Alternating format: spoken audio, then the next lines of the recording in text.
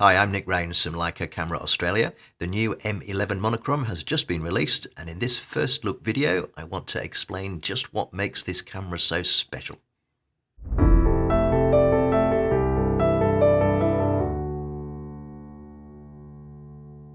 So what is a monochrome camera? Well, it's quite simple really. This particular camera has the same sensor as in the M11. That's the backside illuminated 60 megapixel sensor, but with one big difference.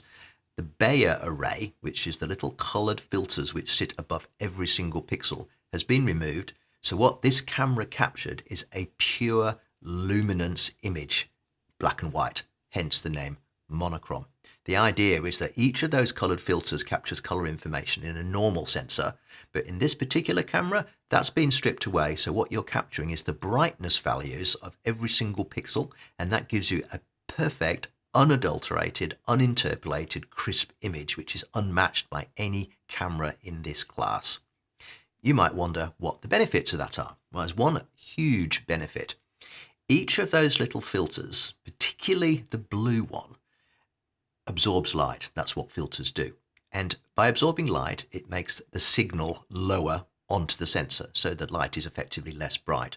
If you remove that, you end up with a higher signal or a brighter light, and that allows the sensor to record a higher fidelity image. It's as simple as that. It's just that there's nothing between the sensor and the light coming into the camera. That shows up in massive advantages at high ISO, and it also gives you, because it's uninterpolated information, because the color information has to be built up afterwards in the demosaicing, because it's unadulterated, you get a crispness of image and a smoothness of tonality that you really don't get in any other way. You may ask, why not just shoot with an M11 and do a conversion to black and white? Well, absolutely, you can do that, but it won't be quite the same. You just don't get that crispness of edge that you do with a monochrome style camera. And combined with something like the 50mm Apo lens, Apo M lens on here, you get an image which has the most incredible edge sharpness or acutance. I made a really big print from this image, and you can see it coming off the printer here.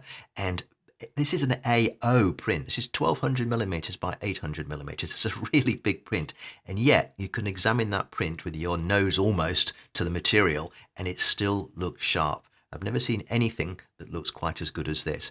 The other thing to note from this image is that the smoothness of the tones in the sky is unbelievable.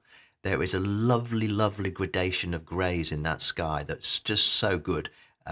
That's one of the reasons I love black and white, I guess. So what makes this camera different from its predecessor, the M10 Monochrom? Well, apart from the fact that it's 60 megapixels now rather than 40 megapixels, it also is a backside illuminated sensor, which gives it much higher ability to resolve in lower light situations. So basically it's lower noise. You also have the opportunity to shoot at a reduced DNG size. So it uses pixel binning to increase the dynamic range. So you can shoot at 60 megapixels, 32 megapixels, or 18 megapixels and get a benefit from that pixel binning in the process.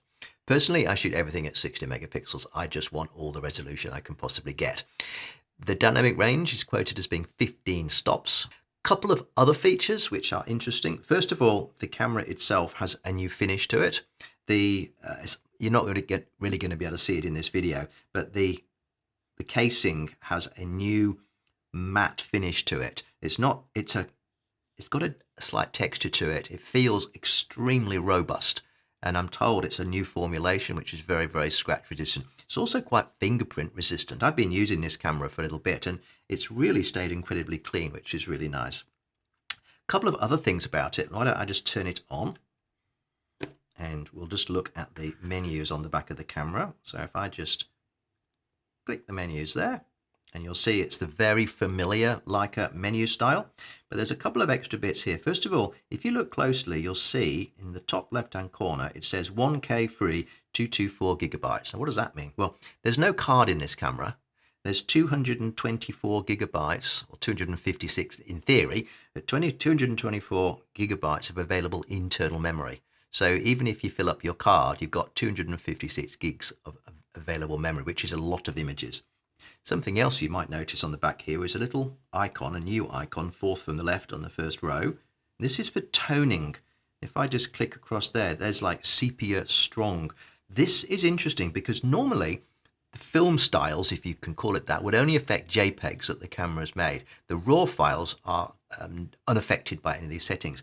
This is slightly different. And when you open up this image in Lightroom, you will see the sepia toning. If adjustments have been made, there'll be a little icon, like an eye, appear next to some of those settings. And that tells you that an adjustment's been made. When you open these RAW files, nothing actually appears because there's, as far as the Lightroom's concerned, nothing has been changed, but it still has a sepia tone.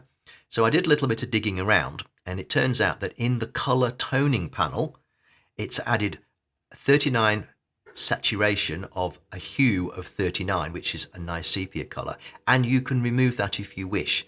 You can't reset it because it's coming in as a default, but you can just reset it manually. Or if you go to your presets and go to Adobe Default, it will actually remove that sepia toning. So just because you're shooting RAW doesn't mean that the adjustments in the camera for this toning aren't going to show up, and you can absolutely remove them later. It's just not entirely obvious how you might do that.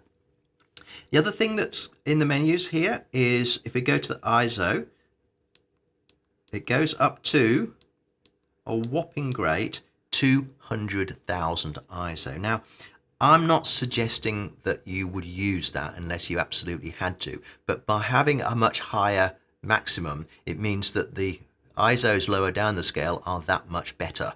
So you can get a usable image out of 200,000. 100,000 is not bad at all. 50,000 is fantastic, and 25,000, well, I would even think about not using that. It's just astonishing. It's incredibly tight grain structure too. So when I say grain, what I'm talking about, of course, is noise, luminance noise, because there's only luminance information in the file.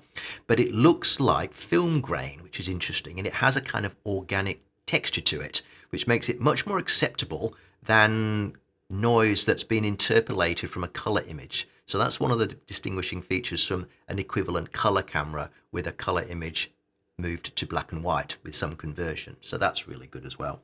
The other things that you'll see in the menu which have been added since the previous model, if I just scroll down to page 3, you'll see it's got the digital zoom like the M11, and it's also got the perspective control like the M11, so they've been built in as well. So really, those are the only changes from the previous model. It's got the 60 megapixel sensor, so I'm going to look at some images that I've shot recently, and I have to say I didn't have a huge amount of time with this, so I don't have a wide variety of images, but they should give you some sense of what this camera can do. Thought I'd take the dog to the beach for a walk and take the Monochrom with me. So this is at Shorncliffe in Brisbane, and what I liked about this was the sky. And if you look carefully, you'll see just how incredibly smooth those gradations are, and hoping it does come across in the video. This is the image that I printed, and if you zoom into these people in the foreground, you should get an idea of exactly how sharp this camera can be. It's really quite remarkable. And again, I just draw your attention to those beautiful tones in the sky. Now, I did have a bit of excitement. I went out for dinner the other night to do some night shots, which we'll talk about in a minute. And as we got out of the car, there was a car just burst into flames across from where I was parked. So I'm a photographer. What do? I go and take some pictures, and the Monochrom was the perfect tool for the job. These images are all at about 25,000 ISO, so you can see just how good they are. And I'll just flick through those. So that's the start before the fire brigade arrived. There's some people trying to put it out frantically to stop it spreading. I'm not exactly sure what happened. Then the fire brigade arrived very quickly, I'm very happy to say, and they put the fire out. And I just continued taking some pictures of the proceedings. This is an interesting one. This is with the 50 Apo, and you can just see how three-dimensional that is. You can read the writing on the back of this fireman's jacket incredibly crisply, and then you get this lovely focus fall off into the distance. And again, at 25,000 ISO, that is pretty impressive. Then I went for a walk after dinner. This is around West End in Brisbane, just looking for street scenes or whatever I could find, just to see what the camera would do at the high ISO settings. And most of these, I think all of the ones from now on are at 25,000 ISO. And I think you'll agree they are pretty clean. So lovely tonality too, that the blacks are nice and rich. The highlights you have to be careful with a monochrome camera. There's no way of recovering them if you overexpose. So those specular highlights where the lights are do tend to go out to white, but it doesn't bother me. I'd rather have good skin tones and good detail than worry too much about that. Some alleyways in the back of West End. This is on the 18mm Super Elma, one of my favorite lenses. And just have a look at how lovely the tones are in that, from an inky black sky through to beautiful highlights on the brickwork. Lovely tonality. This is straight out of camera at 25,000 ISO. More alleyways there, beautiful detail. Really picking up the highlights nicely, but not losing those shadows. Even the apartment windows at the top of the frame there are showing up. This is a little pub down one of the alleyways, and again I'm going to zoom in on this one and just show you just how sharp that can be at 25,000 ISO using the Apo M 50mm, which is just an astonishing bit of glass. This is the last image. Again, the alleyways there. There's again a lovely tonality to this. It really has a rich black and white look. Now I'm not saying you can't get this look in post using color color sensor and black and white conversions, but I would say that there's nothing that gets you exactly the same result as this camera. So in conclusion, it's a unique camera. The way that this camera captures the luminance values of your subject is different to any other sensor. Obviously, it's a different sort of sensor. Can it be emulated? Yes, it can be emulated, but it's never going to look quite the same. And if you put a 1 meter print side by side with an image taken at the same time with a different camera, do the best you can to get high quality. So let's say you shot with an M11 in color. I haven't done this because I don't have an M11 handy, but I know from experience with the M10 monochrome and the M10 that whilst you can get two beautiful images, beautiful black and white images, the monochrome always has a recognizable look to it that you simply can't match in any other way. You could try hugely to match it, but because of that tight grain and because of that incredible edge sharpness, you just can't get anything better than images off this sensor.